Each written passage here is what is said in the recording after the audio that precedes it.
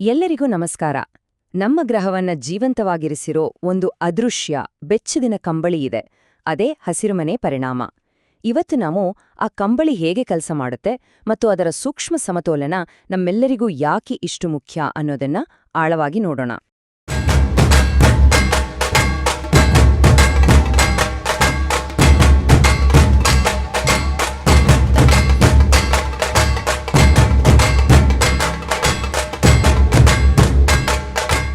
ಒಂದು ಕ್ಷಣ ಯೋಚನೆ ಮಾಡಿ ನೋಡಿ.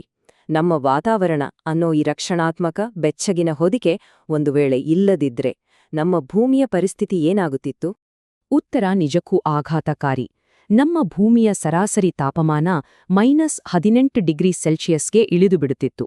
ಅಂದ್ರೆ ಇಡೀ ಗ್ರಹವೇ ಒಂದು ಹೆಪ್ಪುಗಟ್ಟಿದ ಮಂಜುಗಡ್ಡೆಯಾಗ್ತಿತ್ತು.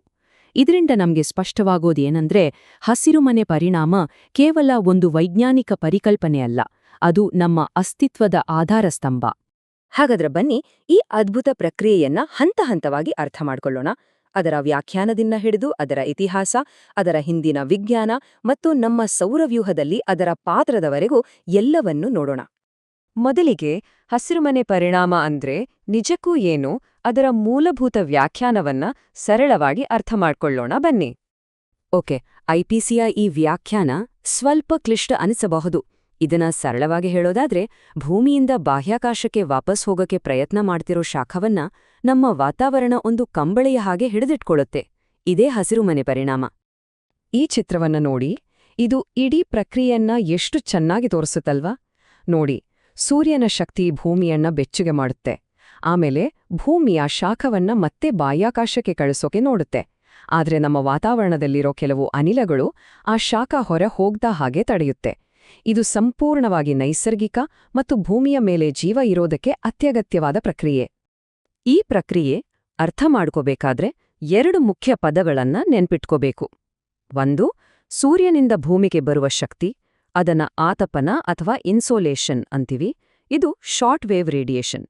ಇನ್ನೊಂದು, ಭೂಮಿಯಿಂದ ಹೊರಗೆ ಹೋಗುವ ಶಾಖ, ಅದನ್ನ ಭೂವಿಕಿರಣ ಅಥವಾ ಟೆರೆಸ್ಟ್ರಿಯಲ್ ರೇಡಿಯೇಷನ್ ಅಂತೀವಿ. ಇದು ಲಾಂಗ್ ವೇವ್ ರೇಡಿಯೇಷನ್. ಈ ವ್ಯತ್ಯಾಸ ತುಂಬಾನೇ ಮುಖ್ಯ. ಹಾಗಾದ್ರೆ ಈ ಒಂದು ಅದ್ಭುತ ವೈಜ್ಞಾನಿಕ ಸತ್ಯ ನಮಗೆ ಗೊತ್ತಾಗಿದ್ದು ಹೇಗೆ? ಇದರ ಹಿಂದೆ ದೊಡ್ಡ ಕಥಾನೇ ಇದೆ. ದಶಕಗಳ ಕಾಲ ಪರಿಶ್ರಮ ಪಟ್ಟ ವಿಜ್ಞಾನಿಗಳ ಬಗ್ಗೆ ಈಗ ತಿಳಿಯೋಣ. ಈ ಜ್ಞಾನ ನಮ್ಗೆ ಒಂದೇ ದಿನದಲ್ಲಿ ಸಿಕ್ಕಿದ್ದಲ್ಲ. ಇದು ಸುಮಾರು 70 ವರ್ಷಗಳ ಸಂಶೋಧನೆಯ ಫಲ. 1824ರಲ್ಲಿ ಫೋರಿಯರ್ ಅವರ ಒಂದು ಸಣ್ಣ ಯೋಜನೆಯಿಂದ ಶುರುವಾಗಿ ಫುಟ್ ಮತ್ತು ಟಿಂಡಾಲ್ ಅವರ ಪ್ರಯೋಗಗಳ ಮೂಲಕ ಕೊನೆಗೆ 1896ರಲ್ಲಿ ಅರೀನಿಯಸ್ ಅವರ ನಿಖರವಾದ ಲೆಕ್ಕಾಚಾರದವರೆಗೂ ಹೀಗೆ ಒಂದೊಂದೇ ಹೆಜ್ಜೆ ಸೇರಿ ನಮ್ಮ ಇವತ್ತಿನ ತಿಳುವಳಿಕೆಗೆ ಅಡಿಪಾಯ ಹಾಕಿದೆ. ಸರಿ, ಈಗ ಬನ್ನಿ ವಿಜ್ಞಾನದ ಆಳಕ್ಕೆ ಇಳಿಯೋಣ. ಈ ಇಡೀ ಪ್ರಕ್ರಿಯೆ ನಿಜವಾಗ್ಲೂ ಹೇಗೆ ಕೆಲಸ ಮಾಡುತ್ತೆ? ಇದರ ಹಿಂದಿನ ಫಿಸಿಕ್ಸ್ ಏನು? ನಮ್ಮ ಗ್ರಹದ ತಾಪಮಾನ ಇದೆಯಲ್ಲ, ಅದು ಒಂದು ಸೂಕ್ಷ್ಮ ಬ್ಯಾಲೆನ್ಸ್ ಮೇಲೆ ನಿಂತಿದೆ. ಅದನ್ನ ಎನರ್ಜಿ ಬ್ಯಾಲೆನ್ಸ್ ಅಂತ ಕರೀತಾರೆ. ಸಿಂಪಲ್ ಆಗಿ ಹೇಳಿದ್ರೆ, ಎಷ್ಟು ಶಕ್ತಿ ಒಳಗೆ ಬರುತ್ತೋ ಅಷ್ಟೇ ಶಕ್ತಿ ಹೊರಗೆ ಹೋಗ್ಬೇಕು. ಹಸಿರುಮನೆ ಪರಿಣಾಮ ಏನ್ ಮಾಡುತ್ತೆ ಅಂದ್ರೆ, ಈ ಹೊರಗೆ ಹೋಗೋ ಪ್ರಕ್ರಿಯೆಯನ್ನ ಸ್ವಲ್ಪ ನಿಧಾನ ಮಾಡುತ್ತೆ, ಆ ಮೂಲಕ ಸಮತೋಲನವನ್ನ ಕಾಪಾಡುತ್ತೆ. ಈ ಪರಿಣಾಮದ ಶಕ್ತಿ ಎಷ್ಟಿದೆ ಅಂತ ಅಳೆಯೋಕ್ಕೂ ಸಾಧ್ಯ ಇದೆ. ಪ್ರತಿ ಚದರ ಮೀಟರ್ ಜಾಗದಲ್ಲಿ ಸುಮಾರು 159 ವ್ಯಾಟ್ಸ್ಗಳಷ್ಟು ಶಾಖ ವಾತಾವರಣದಲ್ಲಿ ಸಿಕ್ಕಿ ಹಾಕ್ಕೊಳ್ತೆ. ಇದು ಹೆಚ್ಚು ಕಡಿಮೆ 2 ಹಳೇ ಕಾಲದ 100 ವ್ಯಾಟ್ ಬಲ್ಬ್ಗಳು ಇಡೀ ದಿನ ಉರಿಯೋದಕ್ಕೆ ಸಮ. ಇಡೀ ಗ್ರಹಕ್ಕೆ ಲೆಕ್ಕ ಹಾಕಿದ್ರೆ ಇದು ಅಂಚನ ಪರಿಮಾಣದ ಶಕ್ತಿ. ಇಲ್ಲಿ ಒಂದು ಇಂಟ್ರೆಸ್ಟಿಂಗ್ ವಿಷಯ ಇದೆ ಗೊತ್ತಾ? ನಾವೆಲ್ಲ ಎತ್ತರದ ಪ್ರದೇಶಕ್ಕೆ ಹೋದ ಹಾಗೆ ಗಾಳಿ ತಣ್ಣಗಾಗತ್ತೆ ಅಲ್ವಾ? ಇದನ್ನೇ ಲ್ಯಾಪ್ಸ್ ರೇಟ್ ಅನ್ನೋದು. ಇದಕ್ಕೂ ಹಸಿರುಮನೆ ಪರಿಣಾಮಕ್ಕೂ ಏನ್ ಸಂಬಂಧ? ಯೋಚಿಸಿ, ಶಾಖ ವಾತಾವರಣದ ಮೇಲಿನ ಪದರದಿಂದ ಬಾಹ್ಯಾಕಾಶಕ್ಕೆ ಹೋಗ್ಬೇಕು. ಆದ್ರೆ ಅಲ್ಲಿ ತುಂಬಾ ತಂಪಾಗಿರೋದ್ರಿಂದ ಶಾಖ ಅಷ್ಟು ಸುಲಭವಾಗಿ ಹೊರಗೋಗಕ್ಕೆ ಆಗಲ್ಲ. ಕೆಳಗಿನಿಂದ ಬರೋ ಬಿಸಿ ಶಾಖಕ್ಕೆ ಹೋಲಿಸಿದ್ರೆ ಮೇಲಿನ ತಣ್ಣನೆಯ ಪದರ ಕಡಿಮೆ ಶಾಖವನ್ನ ಹೊರಹಾಕತ್ತೆ. ಇದರ ಪರಿಣಾಮವಾಗಿ ಶಾಖ ಕೆಳಗಡೆಯೇ ಉಳಿದುಕೊಳ್ಳುತ್ತೆ. ಹಾಗಾದ್ರೆ ಈ ಕಂಬಳಿಯ ಕೆಲಸವನ್ನ ಮಾಡೋ ಆ ಅನಿಲಗಳು ಯಾವುವು? ಮುಖ್ಯವಾಗಿ ಇಂಗಾಲದ ಡೈಆಕ್ಸೈಡ್, ಮೀಥೇನ್ ಮತ್ತು ನೀರಿನ ಆವಿ. ಇವೆಲ್ಲ ಲಾಂಗ್ ವೇವ್ ರೇಡಿಯೇಷನ್ ಅಥವಾ ಶಾಖವನ್ನ ಹೀರಿಕೊಳ್ಳಬಲ್ಲವು. ಆದರೆ ನಮ್ಮ ವಾತಾವರಣದ 99% ಭಾಗವಾಗಿರೋ ಆಮ್ಲಜನಕ ಮತ್ತು ಸಾರಜನಕಗಳು ಈ ಕೆಲಸ ಮಾಡಲ್ಲ. ಅವು ಈ ವಿಷಯದಲ್ಲಿ ನಿಷ್ಕ್ರಿಯವಾಗಿವೆ. ಇಲ್ಲಿಯವರೆಗೂ ನಾವು ನೋಡಿದ್ದು ನೈಸರ್ಗಿಕ ಪ್ರಕ್ರಿಯೆ. ಅದು ನಮ್ಮ ಜೀವಕ್ಕೆ ಅತ್ಯಗತ್ಯ. ಆದರೆ ಈಗ ನಾವು ವರ್ಧಿತ ಪರಿಣಾಮ ಅಥವಾ ಎನ್ಹ್ಯಾನ್ಸ್ಡ್ ಎಫೆಕ್ಟ್ ಬಗ್ಗೆ ಮಾತಾಡಲೇಬೇಕು. ಮಾನವ ಚಟುವಟಿಕೆಗಳು ಈ ಸೂಕ್ಷ್ಮ ಸಮತೋಲನವನ್ನ ಹೇಗೆ ಹಾಳು ಮಾಡುತ್ತಿವೆ ಅಂತ ನೋಡೋಣ. ಈ ಚಿತ್ರದ ಬಲಭಾಗವನ್ನೊಮ್ಮೆ ಗಮನಿಸಿ. ನಾವು ಪೆಟ್ರೋಲ್, ಡೀಸೆಲ್, ಕಲ್ಲಿದ್ದಲು ಹೀಗೆ ಪಳಿಯುಳಿಕೆ ಇಂಧನಗಳನ್ನ ಸುಟ್ಟಾಗ ವಾತಾವರಣಕ್ಕೆ ಹೆಚ್ಚಿನ ಪ್ರಮಾಣದಲ್ಲಿ ಹಸಿರುಮನೆ ಅನಿಲಗಳನ್ನ ಸೇರಿಸ್ತೀವಿ. ಇದು ಆ ಕಂಬಳಿಯನ್ನ ಮತ್ತಷ್ಟು ದಪ್ಪ ಮಾಡಿದ ಹಾಗೆ. ಇದರಿಂದ ಸಹಜವಾಗಿ ಉಳಿಯೋದಕ್ಕಿಂತ ಹೆಚ್ಚು ಶಾಖ ಸಿಕ್ಕಿಹಾಕ್ಕೊಂಡು ಭೂಮಿಯ ತಾಪಮಾನ ಅಪಾಯಕಾರಿಯಾಗಿ ಹೆಚ್ಚಾಗ್ತಿದೆ. ಈ ಸಂಖ್ಯೆಗಳೇ ಇಡೀ ಕಥೆಯನ್ನ ಹೇಳುತ್ತೆ. ಕೈಗಾರಿಕಾ ಕ್ರಾಂತಿಗಿಂತ ಮುಂಚೆ ವಾತಾವರಣದಲ್ಲಿ CO2 ಪ್ರಮಾಣ ಸುಮಾರು 270 ppm ಅಂದ್ರೆ ಪಾರ್ಟ್ಸ್ ಪರ್ ಮಿಲಿಯನ್ ಇತ್ತು. ಇವತ್ತು ಅದು 420 ppm ದಾಟಿದೆ. ಇದು ಕೇವಲ ಒಂದು ಸಂಖ್ಯೆ ಅಲ್ಲ, ಇದು ಕಳೆದ 8 ಲಕ್ಷ ವರ್ಷಗಳಲ್ಲಿ ದಾಖಲಾಗದಷ್ಟು ಹೆಚ್ಚಿನ ಮಟ್ಟ. ನಮ್ಮ ಗ್ರಹದ ನೈಸರ್ಗಿಕ ಸಮತೋಲನವನ್ನ ನಾವು ಎಷ್ಟು ವೇಗವಾಗಿ ಬದಲಾಯಿಸ್ತಿದ್ದೀವಿ ಅನ್ನೋದಕ್ಕೆ ಇದು ಸ್ಪಷ್ಟ ಸಾಕ್ಷಿ. ಬನ್ನಿ, ನಮ್ಮ ದೃಷ್ಟಿಯನ್ನ ಸ್ವಲ್ಪ ಭೂಮಿಯಿಂದ ಆಚೆಗೂ ಹರಿಸೋಣ. ನಮ್ಮ ಸೌರವ್ಯೂಹದ ಬೇರೆ ಗ್ರಹಗಳಲ್ಲಿ ಈ ಪರಿಣಾಮ ಹೇಗಿದೆ ಮತ್ತು ಇದರ ಬಗ್ಗೆ ಜನರಲ್ಲಿರೋ ಕೆಲವು ಸಾಮಾನ್ಯ ತಪ್ಪು ಕಲ್ಪನೆಗಳನ್ನ ಸರಿಮಾಡ್ಕೊಳ್ಳೋಣ. ಹಸಿರುಮನೆ ಪರಿಣಾಮ ಅನ್ನೋದು ಬರೀ ಭೂಮಿಗೆ ಸೀಮಿತ ಅಲ್ಲ, ಇದೊಂದು ಸಾರ್ವತ್ರಿಕ ವಿದ್ಯಮಾನ. ಉದಾಹರಣೆಗೆ ಶುಕ್ರ ಗ್ರಹವನ್ನ ನೋಡಿ. ಅದರ ದಟ್ಟವಾದ ಕಾರ್ಬನ್ ಡೈಆಕ್ಸೈಡ್ ವಾತಾವರಣದಿಂದಾಗಿ ಅಲ್ಲಿ ಹಸಿರುಮನೆ ಪರಿಣಾಮ ಸಂಪೂರ್ಣವಾಗಿ ನಿಯಂತ್ರಣ ತಪ್ಪಿ ಆ ಗ್ರಹ ಒಂದು ಕುದಿಯೋ ಕುಲುಮೆಯಾಗಿದೆ. ಇದು ನಮ್ಗೆ ಒಂದು ಎಚ್ಚರಿಕೆಯ ಕಥೆ. ಇನ್ನೊಂದು ಕಡೆ ಮಂಗಳನ ವಾತಾವರಣ ತುಂಬಾ ತೆಳುವಾಗಿರೋದ್ರಿಂದ ಅಲ್ಲಿ ಈ ಪರಿಣಾಮ ತುಂಬಾನೇ ದುರ್ಬಲವಾಗಿದೆ. ಒಂದು ಸಾಮಾನ್ಯ ತಪ್ಪು ಕಲ್ಪನೆಯನ್ನ ಸರಿಮಾಡ್ಕೊಳ್ಳೋಣ. ತಣ್ಣಗಿರೋ ವಾತಾವರಣ ಬಿಸಿಯಾಗಿರೋ ಭೂಮಿಯನ್ನ ಇನ್ನಷ್ಟು ಬಿಸಿ ಮಾಡೋಕೆ ಹೇಗೆ ಸಾಧ್ಯ ಅಂತ ಕೆಲವರು ಕೇಳ್ತಾರೆ. ಇದು ಒಳ್ಳೆ ಪ್ರಶ್ನೆ. ವಾಸ್ತವದಲ್ಲಿ ವಾತಾವರಣ ಭೂಮಿಯನ್ನ ಬಿಸಿ ಮಾಡ್ತಿಲ್ಲ. ಬದಲಾಗಿ ಭೂಮಿ ತಣ್ಣಗಾಗೋ ಪ್ರಕ್ರಿಯೆಯನ್ನ ನಿಧಾನ ಮಾಡ್ತಿದೆ ಅಷ್ಟೇ. ಚಳಿಗಾಲದಲ್ಲಿ ನಾವು ಕಂಬಳಿ ಹೊದಿದ ಹಾಗೆ. ಕಂಬಳಿ ನಮ್ಗೆ ಶಾಖ ಕೊಡಲ್ಲ, ನಮ್ಮ ದೇಹದ ಶಾಖ ಹೊರಗೆ ಹೋಗ್ದ ಹಾಗೆ ತಡೆಯುತ್ತೆ. ಹಸಿರುಮನೆ ಅನಿಲಗಳು ಭೂಮಿಗೆ ಮಾಡೋದು ಅದೇ ಕೆಲ್ಸ. ಹಸಿರುಮನೆ ಪರಿಣಾಮ ಅಂದ್ರೆ ಗ್ರೀನ್ ಹೌಸ್ ಎಫೆಕ್ಟ್ ಬಗ್ಗೆ ನಿಮ್ಮ ಜ್ಞಾನ ಎಷ್ಟಿದೆ ಅಂತ ಪರೀಕ್ಷೆ ಮಾಡೋಣವಾ? ಬನ್ನಿ, ಈ ಜ್ಞಾನ ಸವಾಲನ್ನ ಒಟ್ಟಿಗೇ ಎದುರಿಸೋಣ. ರೆಡಿನಾ?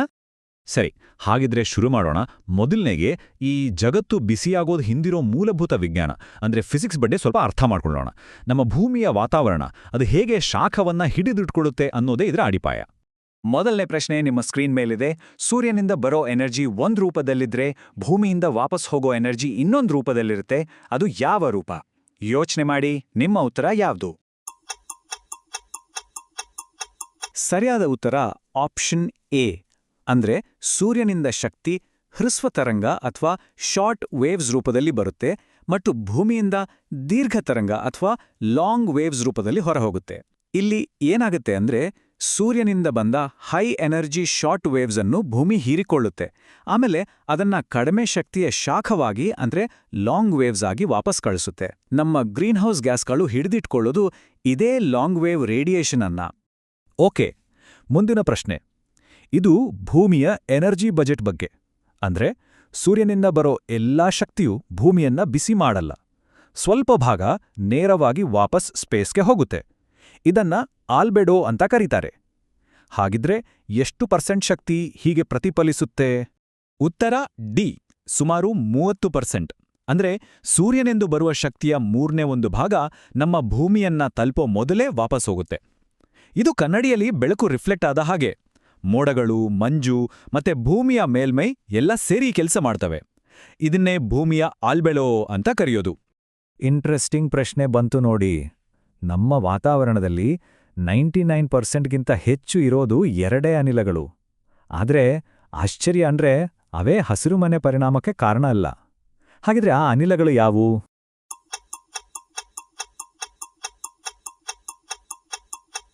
ಸರಿಯಾದ ಉತ್ತರ ನೈಟ್ರೋಜನ್ ಮತ್ತು ಆಕ್ಸಿಜನ್.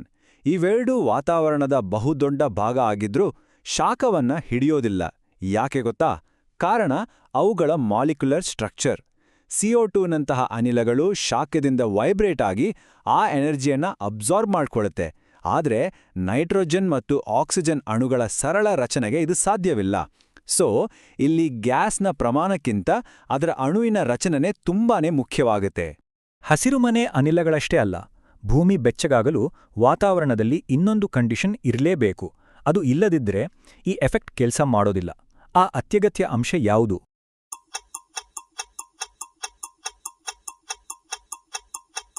ಸರಿಯಾದ ಉತ್ತರ ತಾಪಮಾನ ಇಳಿಕೆಯ ದರ ಅಥವಾ ಲ್ಯಾಪ್ಸ್ ರೇಟ್. ಸಿಂಪಲ್ ಆಗಿ ಹೇಳೋದಾದ್ರೆ, ನಾವು ಭೂಮಿಯಿಂದ ಮೇಲಕ್ಕೆ ಅಂದ್ರೆ ಪರ್ವತದ ಮೇಲೆ ಹೋದ ಹಾಗೆಲ್ಲ ವಾತಾವರಣ ತಂಪಾಗುತ್ತಲ್ವಾ, ಇದೇ ಲ್ಯಾಪ್ಸ್ ರೇಟ್. ಈ ಟೆಂಪರೇಚರ್ ವ್ಯತ್ಯಾಸವೇ ಹಸಿರುಮನೆ ಪರಿಣಾಮಕ್ಕೆ ಕಾರಣ. ಯಾಕಂದ್ರೆ ಈ ತಂಪಾದ ಮೇಲ್ಪದರ ಒಂದು ಕಂಬಳಿಯ ಹಾಗೆ ಕೆಲಸ ಮಾಡಿ ಕೆಳಗಿನಿಂದ ಬರೋ ಶಾಖವನ್ನ ಹೊರಗೆ ಹೋಗದಂತೆ ತಡೆಯುತ್ತೆ. ಒಂದು ವೇಳೆ ಇಡೀ ವಾತಾವರಣ ಒಂದೇ ತಾಪಮಾನದಲ್ಲಿದ್ರೆ ಭೂಮಿ ಬಿಸಿ ಆಗ್ತಿರ್ಲಿಲ್ಲ. ಓಕೆ, ಮೊದಲ ವಿಭಾಗ ಮುಗೀತು. ಈಗ ಎರಡನೇ ವಿಭಾಗಕ್ಕೆ ಹೋಗೋಣ.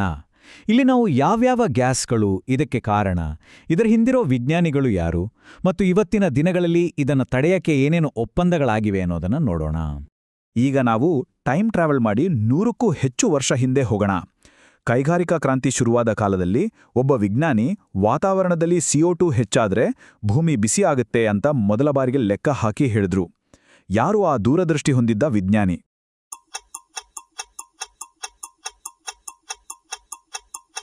ಅವರೇ ಸ್ವಾಂಟೆ ಅರೇನಿಯಸ್. ಯೋಚನೆ ಮಾಡಿ, 1 ಶತಮಾನಕ್ಕೂ ಹಿಂದೆ ಇವತ್ತಿನ ತಂತ್ರಜ್ಞಾನ ಇಲ್ಲದ ಕಾಲದಲ್ಲೇ ಅವರು CO2 ಡಬಲ್ ಆದ್ರೆ ಏನಾಗಬಹುದು ಅಂತ ಎಷ್ಟು ನಿಖರವಾಗಿ ಊಹಿಸಿದ್ರು. ನಿಜವಾಗಿಯೂ ಅದ್ಭುತ ಅಲ್ವಾ? ನಮ್ಮ ಪಕ್ಕದ ಗ್ರಹ ಶುಕ್ರನ ಕಥೆ ಕೇಳೋಣ. ಸೂರ್ಯನಿಂದ ಭೂಮಿಗಿಂತ ದೂರದಲ್ಲಿದೆ, ಭೂಮಿಗಿಂತ ಹೆಚ್ಚು ಸೂರ್ಯನ ಬೆಳಕನ್ನು ಪ್ರತಿಫಲಿಸುತ್ತೆ. ಆದರೂ ಅದು ಯಾಕೆ ಒಂದು ಕುದಿಯೋ ಕುಲುಮೆಯಂತಿದೆ? ಕಾರಣವೇನಿರಬಹುದು?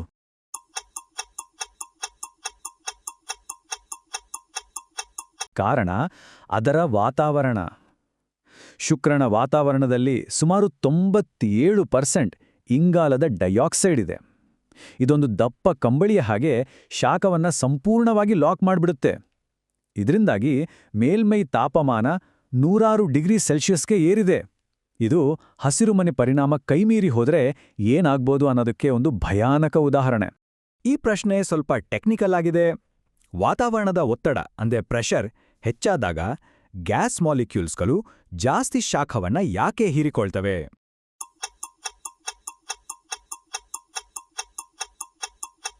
ಇದಕ್ಕೆ ಕಾರಣ ಒತ್ತಡದ ವಿಸ್ತರಣೆ ಅಥವಾ ಪ್ರೆಷರ್ ಬ್ರಾಡನಿಂಗ್ ಎಫೆಕ್ಟ್. ಅಂದ್ರೆ ಪ್ರೆಷರ್ ಹೆಚ್ಚಾದಾಗ ಗ್ಯಾಸ್ ಮಾಲಿಕ್ಯೂಲ್ಗಳು ಹತ್ರ ಬಂದು ಒಂದಕ್ಕೊಂದು ಡಿಕ್ಕಿ ಹೊಡೆಯೋದು ಜಾಸ್ತಿ ಆಗುತ್ತೆ. ಈ ಡಿಕ್ಕಿಗಳಿಂದಾಗಿ ಅವುಗಳು ಬೇರೆ ಬೇರೆ ವೇವ್ಲೆಂತ್ನ ಎನರ್ಜಿಯನ್ನು ಹೀರ್ಕೊಳ್ಳೋ ಸಾಮರ್ಥ್ಯ ಪಡೀತವೆ. ಹೀಗಾಗಿ ಅವುಗಳ ಶಾಖ ಹಿಡಿಯೋ ಶಕ್ತಿ ಜಾಸ್ತಿ ಆಗುತ್ತೆ. ನಾವು ಹೆಚ್ಚಾಗಿ ಮಾತಾಡೋದು CO2 ಬಗ್ಗೆ, ಆದರೆ ಇನ್ನೊಂದು ವಿಲನ್ ಇದಾನೆ, ಮೀಥೇನ್. ಹಾಗಿದ್ರೆ CO2ಗೆ ಹೋಲಿಸಿದ್ರೆ ಮೀಥೇನ್ ಶಾಖ ಹಿಡಿಯೋದ್ರಲ್ಲಿ ಎಷ್ಟು ಪಟ್ಟು ಹೆಚ್ಚು ಶಕ್ತಿಶಾಲಿ? ಉತ್ತರ 84 ಪಟ್ಟು. ಹೌದು, ಇದು ಶಾಕಿಂಗ್ ಅನ್ಸಿದ್ರೂ ಸತ್ಯ. ವಾತಾವರಣದಲ್ಲಿ ಮೀಥೇನ್ ಪ್ರಮಾಣ ಕಡಿಮೆ ಇರಬಹುದು, ಆದರೆ ಪ್ರತಿ ಅಣುವು 20 ವರ್ಷಗಳ ಅವಧಿಯಲ್ಲಿ CO2ಗಿಂತ 84 ಪಟ್ಟು ಹೆಚ್ಚು ಶಾಖವನ್ನ ಹಿಡಿದಿಡುತ್ತೆ. ಇದೇ ಕಾರಣಕ್ಕೆ ತಾಪಮಾನ ಏರಿಕೆಯನ್ನ ಬೇಗ ಕಂಟ್ರೋಲ್ ಮಾಡಬೇಕು ಅಂದ್ರೆ ಮೀಥೇನ್ ಹೊರಸೂಸುವಿಕೆಯನ್ನ ಕಡಿಮೆ ಮಾಡೋದು ತುಂಬಾನೇ ಮುಖ್ಯ. ಈಗ ಮನುಷ್ಯರು ತಯಾರಿಸಿದ ಗ್ಯಾಸ್ಗಳ ಬಗ್ಗೆ ನೋಡೋಣ. HFC ಅಂದ್ರೆ ಹೈಡ್ರೋಫ್ಲೋರೋಕಾರ್ಬನ್ಗಳ ಬಗ್ಗೆ ಕೊಟ್ಟಿರೋ ಹೇಳಿಕೆಗಳಲ್ಲಿ ಯಾವುದು ಸರಿ?